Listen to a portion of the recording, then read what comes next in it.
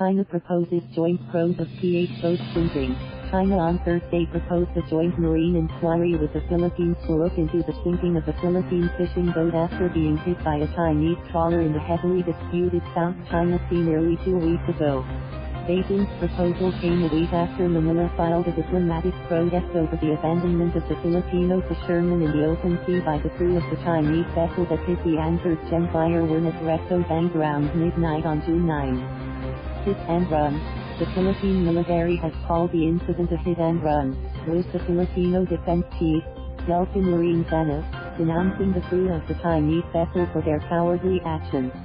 To find a proper solution, we suggest a joint investigation at an early date so the two sides can exchange respective initial findings and properly handle the matter through friendly consultations based on mutually recognized investigation results. Kang, a spokesperson for the Chinese Foreign Ministry, said in a statement released by the Chinese Embassy in Manila on Thursday. Who reiterated the Chinese government's concern for the 22 Filipino fishermen, who struggled in the water for hours before being rescued by a Vietnamese vessel.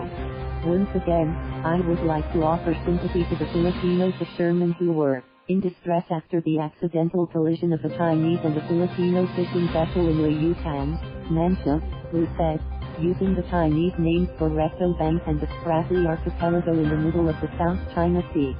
Malacañang welcomed China's proposal, which came after Justice Secretary Menardo Guevarra proposed a joint marine inquiry during a cabinet cluster meeting on Monday. The president welcomed the joint investigation and an early resolution of the case, presidential spokesperson Salvador Panelo said in a text message. President Duterte dismissed the incident on Monday as just a little maritime accident, intensifying public anger over the behavior of the Chinese vessel's crew.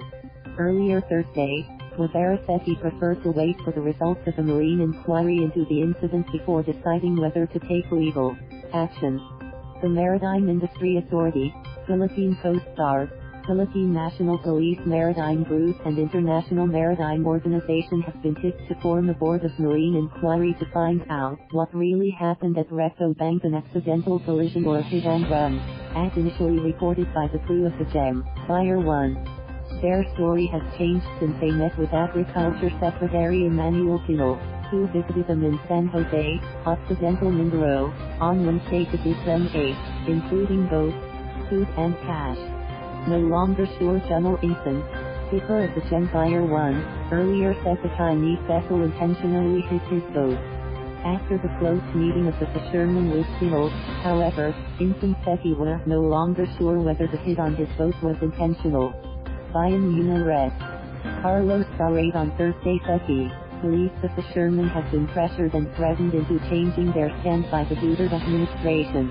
It's not surprising that the statement of the fishermen has changed.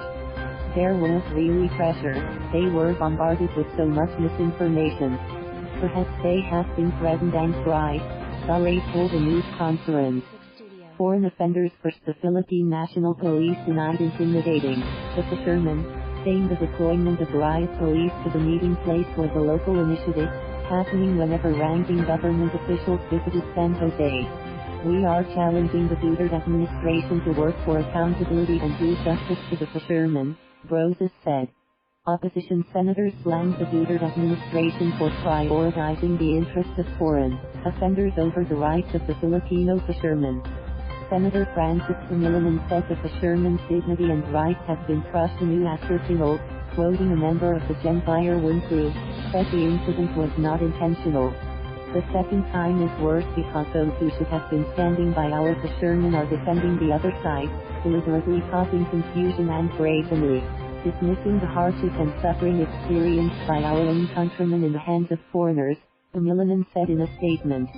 Heartless are those behind this spectacle, prioritizing the interests of foreign offenders while brushing off what happened to our fishermen, victims of lying foreigners, he said.